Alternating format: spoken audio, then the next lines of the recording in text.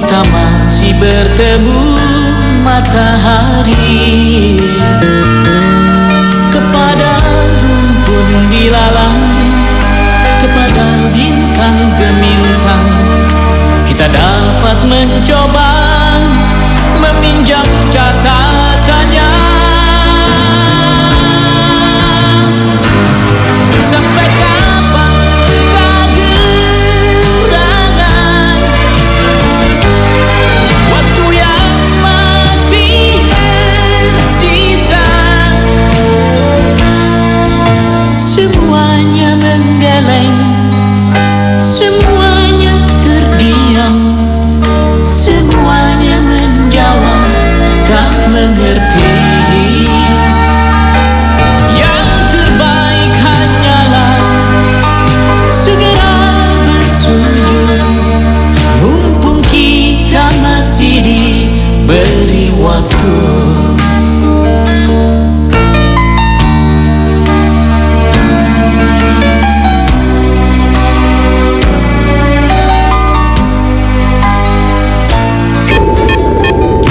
2012 Light FM. Are you ready? From the center of Jakarta. From 25th floor of Wisma Nusantara Tamrin number 59, Central Jakarta. Broadcasting live 24 hours a day, 7 days a week. Welcome to 105.8 Light FM, the best music station. For more info, please call 398-35900. flex number 398-35901. Short Message Service 081-880-1058. And follow our Twitter at Light FM 1058. or click www.lightfmjakarta.com. We give you the finest music. Anytime, anywhere. think about it. Yeah, exactly. 105.8. You're entering the slow zone. The best slow hits station 105.8 Light FM.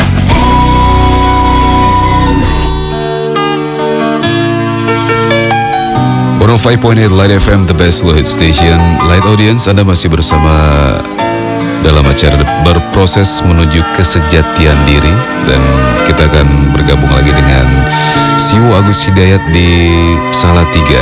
Assalamualaikum Siwo. Waalaikumsalam warahmatullah. Kita terima telepon satu lagi ya Siwo ya. Satu penelpon dan dua SMS. Oke.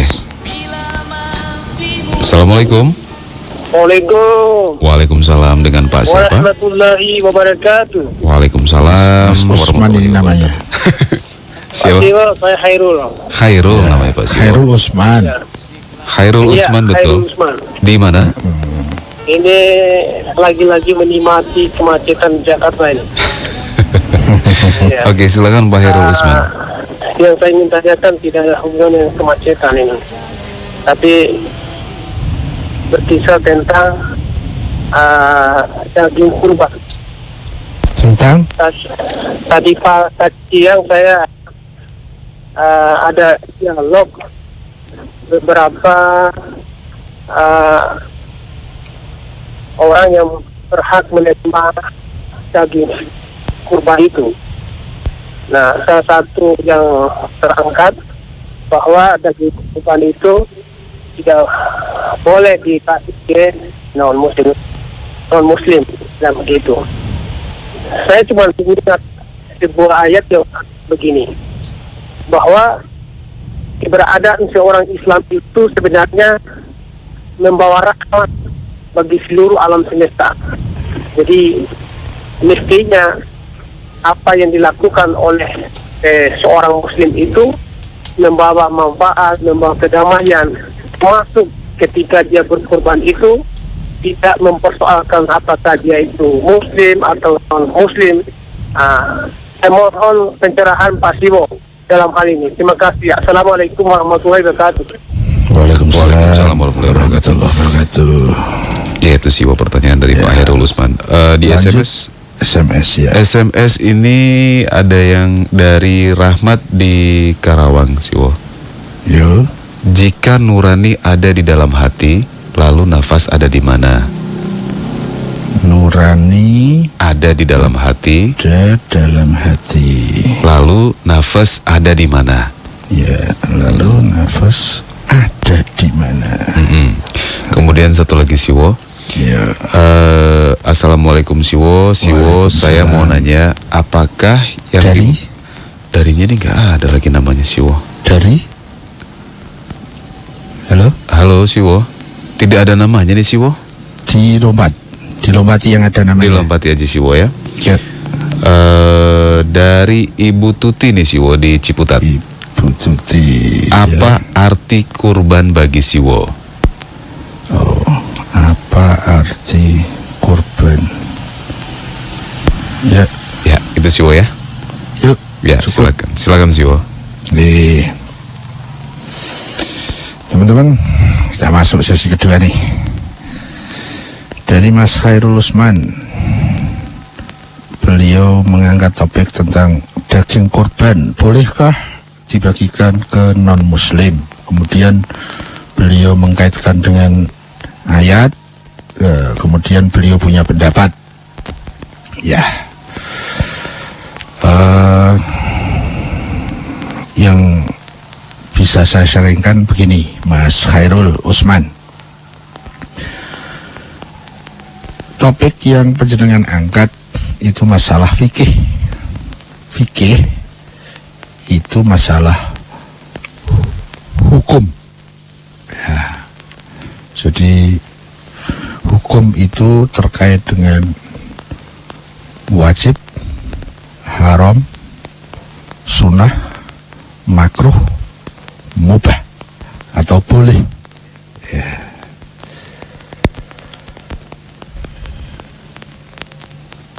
Tadi yang terkait kan boleh gitu ya. Boleh enggak membagikan daging kurban kepada orang non muslim.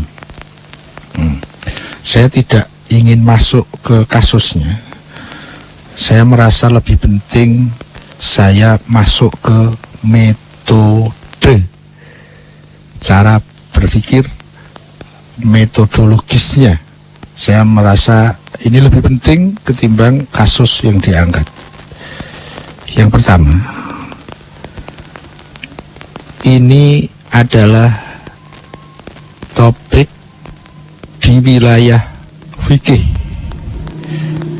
Saya atau orang-orang yang sekelas saya yang belum bisa disebut sebagai orang yang ahli di bidang fikih atau ahli fikih atau mujtahid atau marja, ilmu saya mengatakan tidak boleh sekali-kali pun ikut menyentuh dalam masalah penentuan hukum.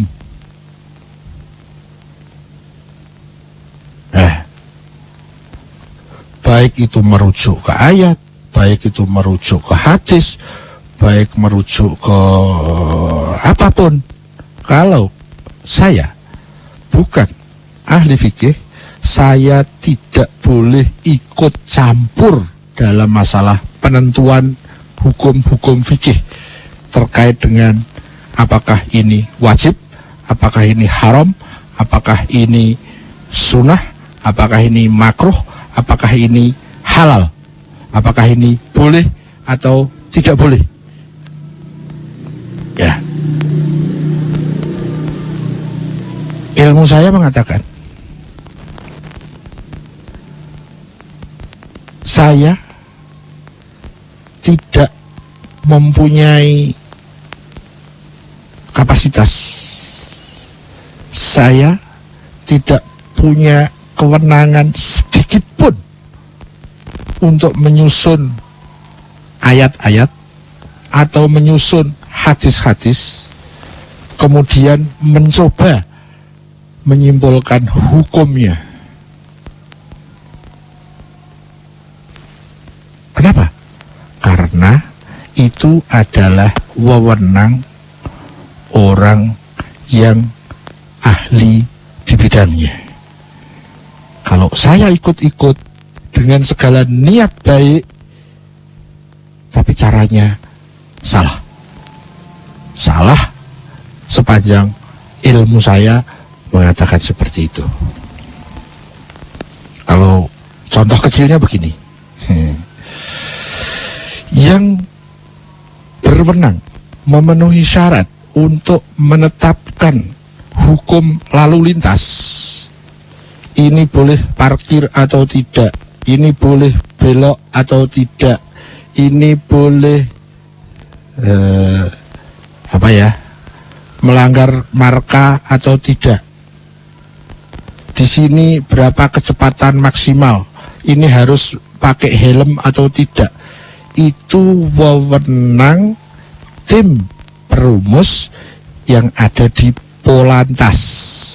Saya kalau tidak memenuhi syarat-syarat itu, saya tidak boleh ikut-ikut menyimpulkan hukum lalu lintas. Saya tidak bisa memainkan logika saya, tidak bisa memainkan rasional saya tidak bisa merujuk-rujuk kepada Pancasila atau Undang-Undang Dasar 45 atau peraturan-peraturan yang lain, karena saya tidak ahli di bidangnya. Kalau saya ikut-ikutan merumuskan hukum lalu lintas jalan raya, meskipun dengan niat yang baik, itu pasti mengganggu yang berwenang di Polantas sana. Dan apa yang kita bayangkan? Kalau orang yang tidak berwenang ikut-ikut menyimpulkan hukum lalu lintas jalan raya, apa yang terjadi? Ya, mudahnya ngomong, ya ruwet lah lalu lintas, tabrakan sana sini. Sudah ada hukumnya aja sampean macet di situ. Kenapa? Ya banyak faktor, antara lain tidak disiplin terhadap hukum lalu lintas, tidak disiplin di dalam masalah simulator dan lain-lain.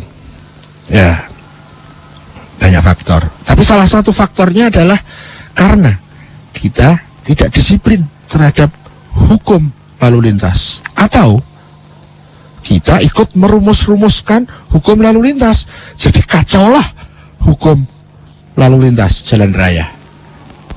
Itu baru masalah jalan raya yang alurnya jelas, kelihatan, physically, material, eksak.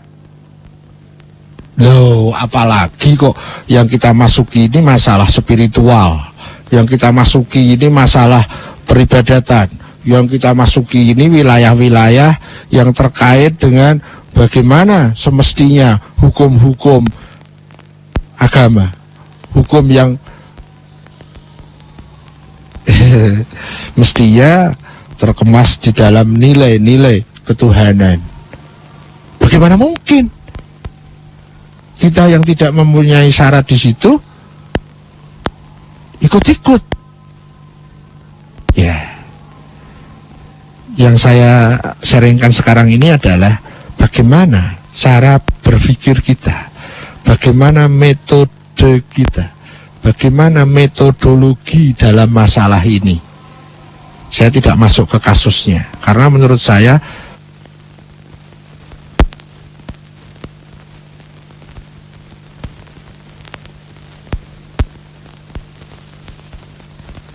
Halo Siwo. Halo Siwo. Sebentar light audience ya, kita coba menghubungi Siwo lagi.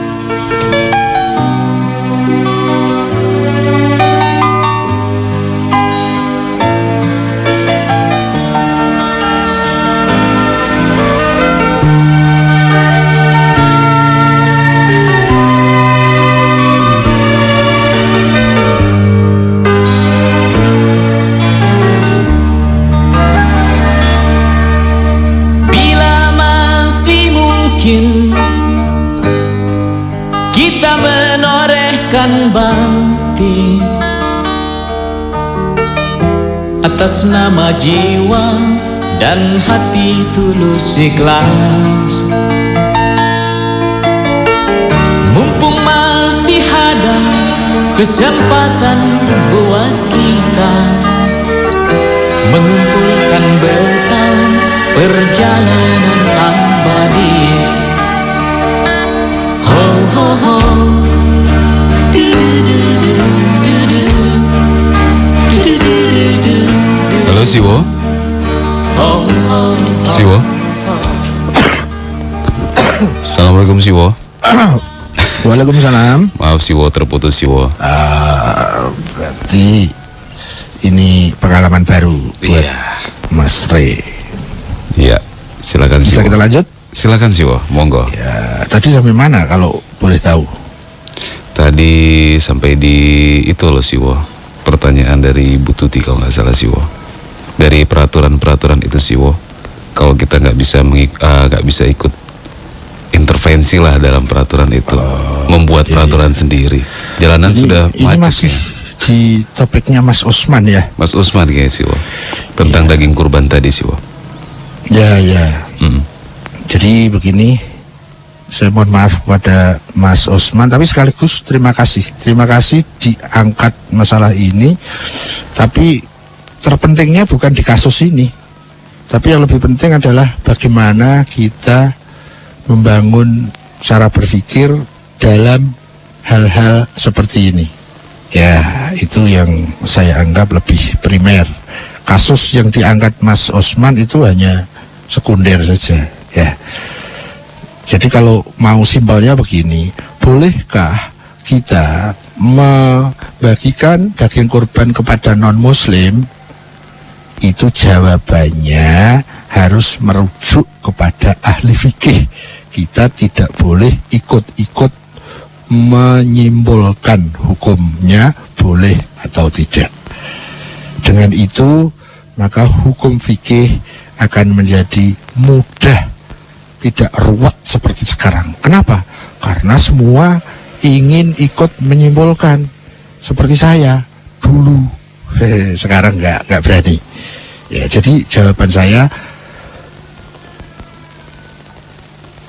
yang primer di sini adalah, ayo kita nyari dokter fikih, ahli fikih mana yang panjenengan yakini memenuhi syarat sebagai mujtahid, sebagai marja.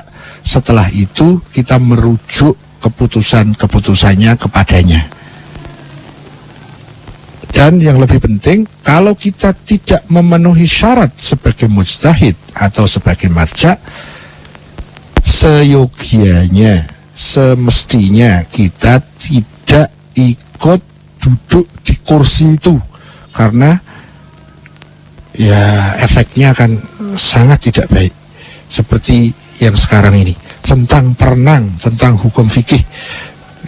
Karena banyak yang tidak ahli fikih tapi bergaya ahli fikih. Seperti itu.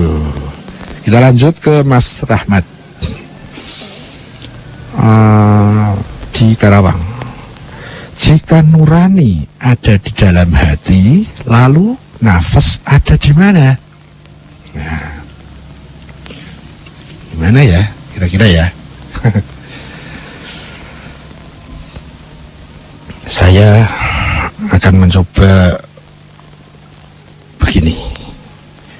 Saya dan juga Anda, Mas Rahmat, itu kan punya diri.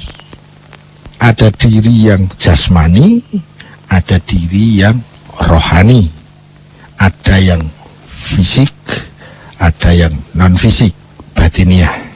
Nah, batiniah kita ini, rohaniah kita ini, spiritual kita ini sering juga digunakan istilahnya hati. Ya, kita punya hati. Bahasa Arabnya namanya kolbun atau kolb. Ada manajemen kolbu misalnya. Itu sama dengan manajemen hati, manajemen rohani, manajemen spiritual. Disitulah, di hati itulah, di rohani itulah, di spiritual kita itulah, di sana ada dua diri kita, unsur yang paling jelas menurut saya, yaitu ada unsur yang namanya nafas, ada unsur yang namanya nurani. Jadi nafas itu adanya di hati, nurani juga adanya di hati. Kalau nafas itu belum tentu baik, kalau nurani pasti baiknya. Pergulatan antara nafas dan hati itu akan membentuk hati yang baik atau hati yang buruk, hati yang sehat atau hati yang sakit, hati yang putih apa hati yang hitam, hati yang suci atau hati yang kotor. Itu tergantung dari pergulatan, perpaduan antara dua unsur besar dalam hati kita, yaitu nurani dan nafas. Nafas adalah unsur hati yang dari bawah, sementara nurani itu unsur hati yang dari atas. Nafas selalu mengajak kepada diri, nurani selalu mengajak kepada Tuhan. Nafas selalu mengajak kepada egoisme, nurani selalu mengajak bersama-sama. Nafas selalu mengajak yang penting saya senang, nurani mengajak yang penting saya benar. Begitulah kira-kira. Lalu nafas ada di mana?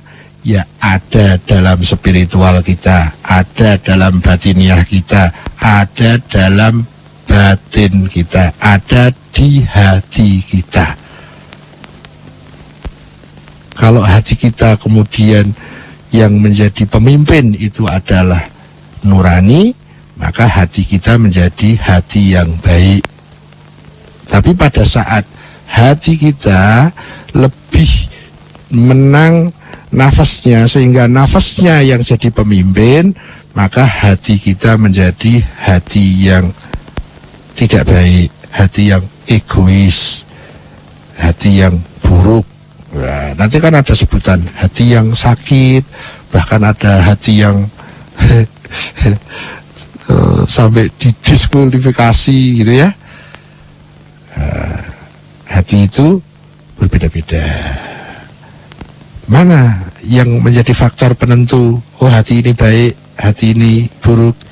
Pada saat hati kita itu pergulatannya dimenangkan oleh nurani, dimenangkan oleh suara-suara kebenaran, suara malakuti, suara ketuhanan, maka hati kita menjadi baik.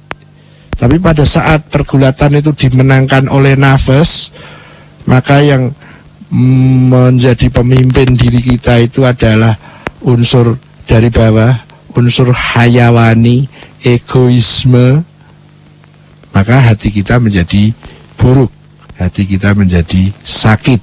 Seluruh pangkal ketidakbahagiaan, kesengsaraan, kekhawatiran, ketakutan, mudah benci, mudah dendam, sulit memaafkan, sulit toleran, inginnya menghakimi, inginnya menang sendiri, itu suara-suara unsur kita yang nafas. Nafas itu disebut unsur hayawani. Jadi kalau kita berbuat salah, itu bukan manusiawi, tapi hayawani. Sementara unsur satunya itu unsur malaikat, sehingga kita sering disebut sebagai insan malakuti, hati yang suci. Ya kira-kira begitu. Praktisnya nurani itu ada di dalam hati. Di manakah nafas? Ya di hati itu juga. Gitu. Terakhir Ibu Tuti di Ciputat, apakah arti kurban? Paling tidak menurut saya kayaknya secara populer di masyarakat sudah terbentuk istilah yang bagus tentang kurban, meskipun nanti detailnya bisa bisa tidak bagus.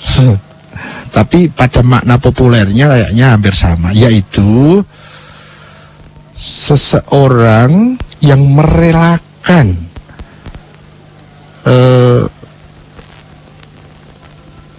kepemilikan dirinya, merelakan sesuatu yang terkait dengan dirinya, dia relakan itu lepas untuk kebaikan pihak lain, untuk kemanfaatan pihak lain. Ya. Kayaknya bahasa masyarakat, istilah sosial dalam hal global ini sama. Yang disebut berkorban itu sudah dipahami. Meskipun kalau kita detailkan nanti, siapakah yang bertahta di balik istilah korban ini? Kalau yang bertahta di situ, yang mempunyai komando di situ, itu ego. Korban itu hanya sarana saja untuk menuju target-target yang sudah dibikin oleh ego. Nah, pada saat korban itu yang menjadi komandonya itu nurani, itu yang mungkin lebih tepat disebut dengan berkorban, karena dia menjadikan pusat pengorbanannya itu tujuannya adalah Tuhan, niatnya melaksanakan perintah Tuhan, dan dia berkorban sesuai dengan tugas-tugas yang dia pahami bahwa ini adalah tugas dari Tuhan. Sehingga semua yang terkait dengan korban itu ada di dalam asuhan nurani, bukan dalam asuhan ego. Kalau dalam asuhan ego, korban itu hanya label, korban itu hanya nama, korban itu hanya sarana. Oh, ujung-ujungnya diri juga, ujung-ujungnya ego, ujung-ujungnya pamrih, ada target, ada udang di balik apa ya, udang di balik kerikil misalnya. Kalau batu kebesaran sih. Ya. Jadi korban dalam makna global yang saya pahami sebagaimana yang ada dalam istilah masyarakat. Namun kalau kita lihat substansinya, yang disebut korban itu hanya mungkin disebut korban pada saat dia ada di bawah asuhan nurani, bukan di bawah kepentingan ego. Kalau di bawah kepentingan ego, maka itu bukan korban lagi, tapi hanya mirip pengorbanan, mirip korban, tapi bukan korban. Itu kira-kira yang saya pahami tentang apakah arti korban. Tidak mungkin orang yang tidak punya landasan ketuhanan bisa disebut berkorban. Tidak mungkin seseorang yang tidak hidup dengan tauhid dia bisa masuk ke wilayah substansi dari korban ini. Karena pasti orang yang berkorban itu justru egonya ditinggalkan, egonya dinomor sekiankan. Ya, pengorbanan yang terbesar justru ada pada bentuk pengorbanan ego. Kadang harus berkorban nama baik, berkorban harga diri, berkorban gengsi, berkorban. Justru itu yang paling berat. Bagaimana kita berkorban untuk memaafkan orang lain, bagaimana kita berkorban. Intinya berkorban itu memberi manfaat kepada orang lain dalam rangka menghamba kepada Tuhan. Pada saat pusatnya bukan Tuhan, pada saat niatnya bukan menghamba Tuhan, ya korban hanya packing, korban hanya casing, korban hanya label dan lambang-lambang yang dijadikan sarana oleh egonya, oleh nafasnya. Dalam segala hal, dalam diri kita itu hanya mungkin satu saja yang menang. Tuhan yang bertahta dalam diri kita, atau ego yang bertahta dalam diri kita. Nurani yang bertahta dalam diri kita, atau nafas yang bertahta dalam diri kita. Itu menjadi pembeda kita ini menjadi orang yang baik atau orang buruk.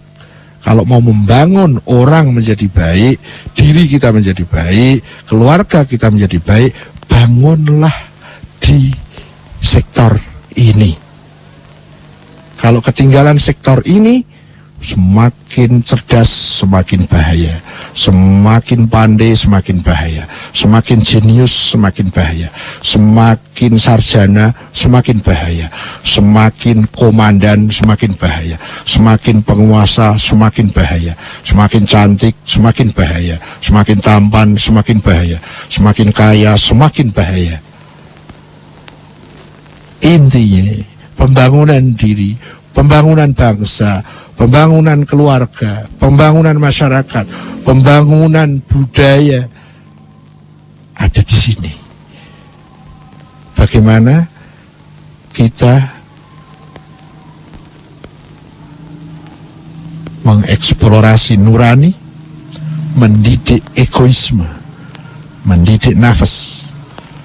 Pada saat ini tidak disentuh, jangan berharap seseorang itu bisa baik, karena akar masalahnya ada di situ, bukan di teknologi, bukan di scientific, bukan di mana-mana, tapi ada di situ tadi. Diri kita tidak mungkin selain satu yang menjadi komandan dalam diri kita, nafas atau nurani, hayawani atau malakuti, egoisme apa ketuhanan. Siapa yang bertahta dalam diri kita? Kayaknya itu yang menjadi sentral dari berproses menuju kesejatian diri. Saya kembali ke bos. Bos, waktu nanti? Iya sih, sepertinya sudah pas banget. Mas Re, maaf. Iya, gimana sih? Asal orang mana? Saya keturunan Jawa sih, Oh, berarti bisa dong saya ajak bahasa Jawa gitu. Waktu nanti mas. Bisa berarti ya? Bisa sih, dikit-dikit. Waktu suka sate nggak? Suka sih, Ya, Siwo suka kapan-kapan sate. bisa nyate kali. Ah, boleh sih, kapan-kapan nanti saya main ke Salatiga sih, Oke sih, terima Iya. kasih sekali malam hari ini. Saya minta pamit kepada teman-teman. Terima kasih atas partisipasinya. Semoga kita semakin mampu menaikkan mutu, fokus tujuan hidup kita. Insya Allah sih, Dan dengan itu kita akan lebih mudah untuk mewaspadai niat kita. Dan dengan itu kita juga akan lebih mudah untuk konsentrasi terhadap tugas kita, agar kita tidak overlapping dalam rangka lebih mempunyai percepatan dalam berproses menuju kesejatian diri. Semoga kita dipersaudarakan dalam penghambaan kepada Tuhan. Mohon pamit, Mas Re. Iya sih, Assalamualaikum warahmatullahi wabarakatuh. Waalaikumsalam warahmatullahi wabarakatuh. Terima kasih Siwo Agus Hidayat langsung dari Salatiga. Light Audience, demikianlah berproses menuju kesejatian diri malam hari ini, tanggal 25 Oktober tahun 2012. Insya Allah kita ketemu lagi minggu depan. Wassalamualaikum warahmatullahi wabarakatuh.